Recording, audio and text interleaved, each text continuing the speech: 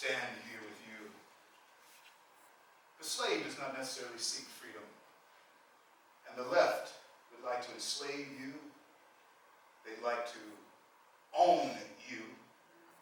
They'd like to control how we, who have been successful in life or made a little money in life, can be controlled. They have realized something, and they're trying to grab your children, because this is what they realize. They learned it from the slave masters. The slave does not necessarily seek freedom. The slave seeks comfort. A softer pallet or bed to lie on. A roof that doesn't leak over his head. More food in his bowl. An Obama phone. The slave does not necessarily seek freedom. If you make him comfortable in his slavery. And friends, this is what you are witnessing with your very eyes. How can you be satisfied? How can you sit still? How can you not push back against the invasion that is going on in this nation? We ask you to join us in our fight against it. We ask you to join us.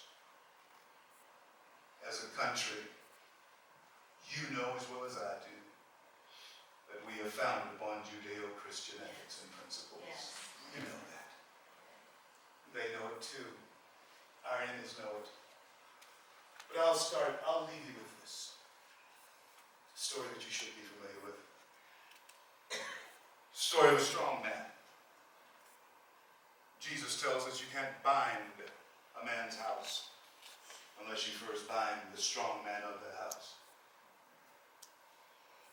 There was a man, his name was Samson. And friends, we hear rumors of wars, and we hear of earthquakes in diverse places. And we often think that that is a herald of the end of the age. Jesus said in Matthew 24, no.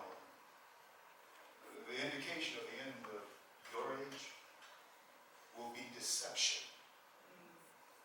He said, be careful that no one deceives you. What do you see in the Oval Office, that room without corners? Is a deception.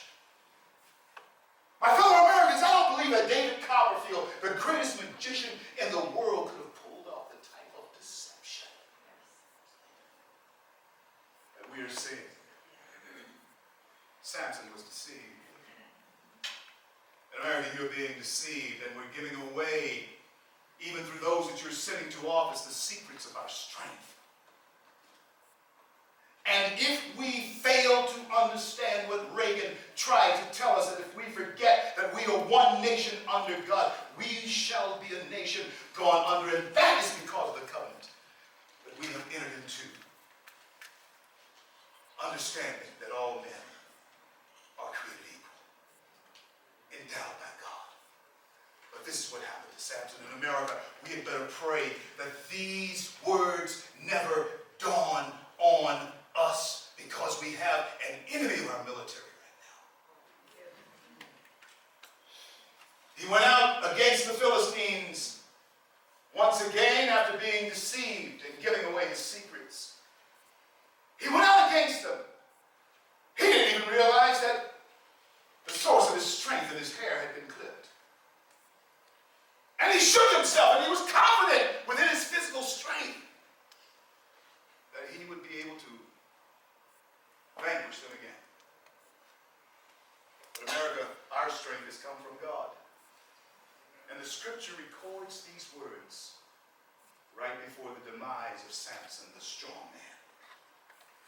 This time when he went to face the Philistines, the scriptures say that he did not know that the Spirit of God had departed from him. America, heed this morning. We are one nation under God. If we do not understand that, if we do not pass it on, the day may come when we find ourselves seeing the different definitions of identity, marriage, family, nation, all take us to that point in time where history records that America fell when they went out against their enemies to push back, and they did not realize the very covenant that they had been founded upon. They did not know that the Spirit of God had departed from them. My fellow Americans, I carry this message across the nation. There are many times when my job is to mostly motivate and cause you to rah, rah, rah. And the time will come for that. But maybe not this time. This is serious, serious business. And the deceptions that have gone on will change our destiny. I have to shake many unfriendly hands across this nation. Many times we find ourselves in perilous situations. I do. That's okay. It's good to know that there are people like you somewhere who are praying for the message and the messengers. It's always good to know as well that there's somebody who's willing to join us in building, mobilizing, and educating the largest grassroots movement in the nation, that is Freedom Works. Join us. The question that I leave you with, two of them. First, what are you prepared to do? Secondly, and you must answer this one for yourselves and your posterity. Are there any patriots left in Wyoming? Is there anyone here who will stand up for God and country? Who will stand up for America? Who will stand up for the Republic? Americans, stand up!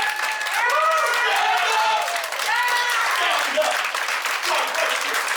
God bless America.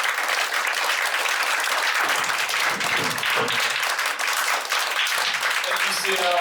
We've got some time for a few questions. Guess who has the first one?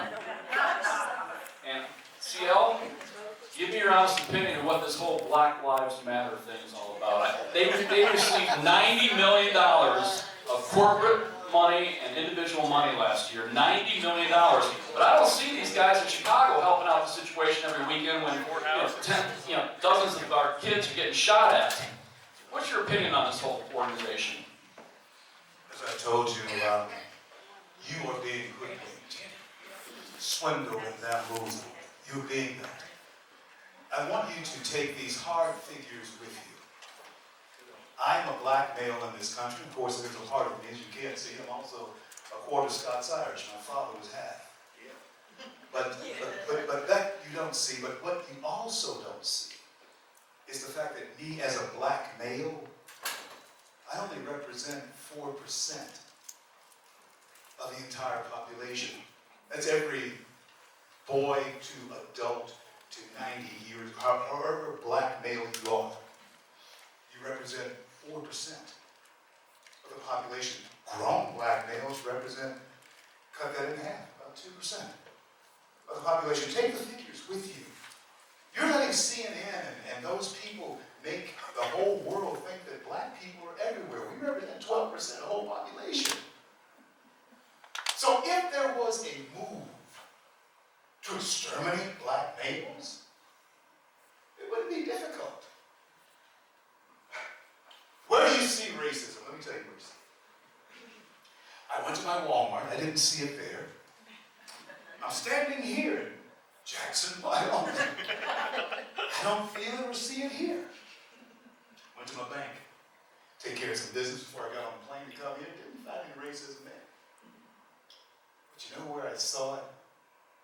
The minute I got back home and turned on my television, there it was.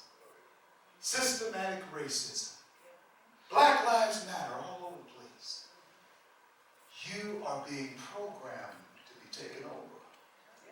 You better push back now, or you join me down in somewhere other than here. But I'm staying right now to fight for it. I encourage you to do the same. Any other questions?